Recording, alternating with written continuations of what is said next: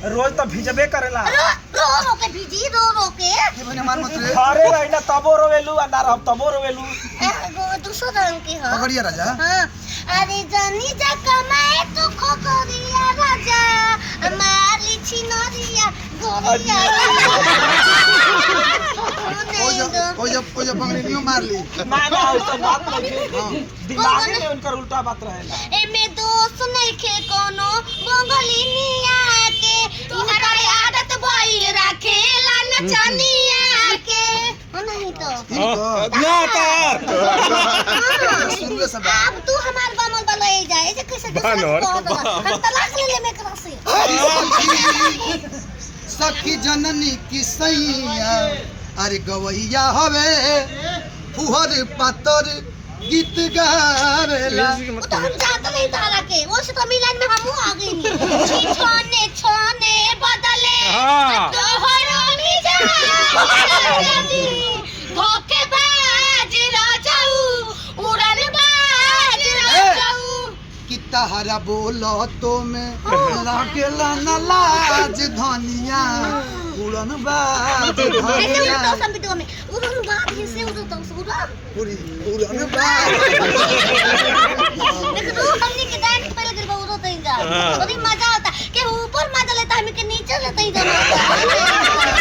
केहू ऊपर रंगता केहू नीचे रंगता एगो मोर बाबा की जवानी नीचे रंगता केहू पानी पियाता केहू दारू पियाता एगो मोर बाबा तार की जवानी पियाता एगो मोर बाबा तार की जवानी पियाता एगो तोर बाबा तार की जवानी जवानी रंगता होली भैया हो होली तो सालों भर मनता है। बामोल देखो तार कर तू पुराई जाऊ खरता तू गोटे ऐसे काम तू ना कहीं उखाड़ के मार देबू।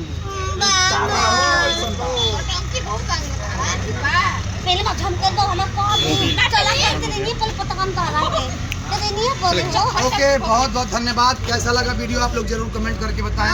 और आज से जो भी हम लोग का कार्यक्रम होगा मेरा पर्सनली जो भी कार्यक्रम होगा उसमें नेहा जी जरूर दिखेंगी हर मंच पे दिखेंगे और गाएंगे भी साथ साथ। जरूर न बोजिया बैद क्या जाने न बोजिया बैद क्या जाने मुझे दिल की बीमारी है ओ मुझे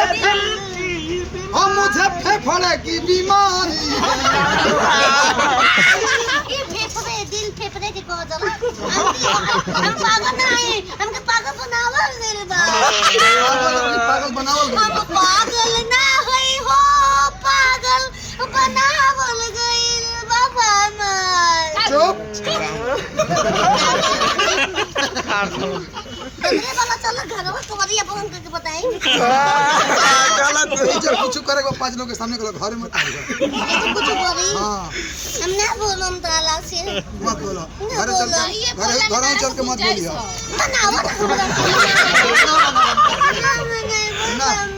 मान जा ना गाना का क्यों मनाओ से कि हम तुमसे मोहब्बत करके दिन रात सनम रोते हैं। ओ मेरी नींद गई ओ मेरा चैन गया और चैन से ये सोते हैं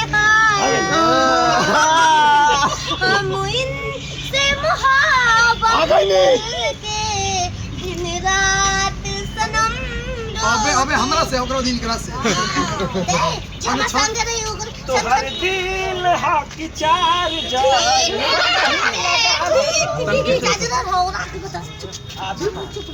चुप कहा रहा ये जब पैसा कमाए खातिर तू और जे तो तार बामल हो जाई पैसा खातिर कुछ ये पैसे पसंद दुनिया में होता ए यदि जानते का 2 रुपया में पैसा चले 2 रुपया मिल गए खुश घर का सब सामान 2 रुपया बेच दे चॉकलेट चाहिए हमके दिमरी मिल्क चाहिए नहीं चॉकलेट ना खाइबू चुको क्या के हो का हो जरा ना आइसक्रीम आ चोकोबार पर का चका होला बोल आइसक्रीम हम बेदवा के जाके खाने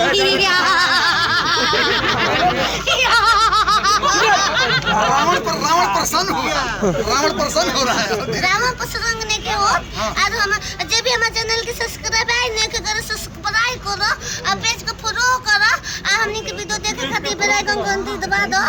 हम पेज के फॉलो कर बोल रही है। फॉलो कीजिए। हाँ, लव यू। जनता को बोल रहा हूँ।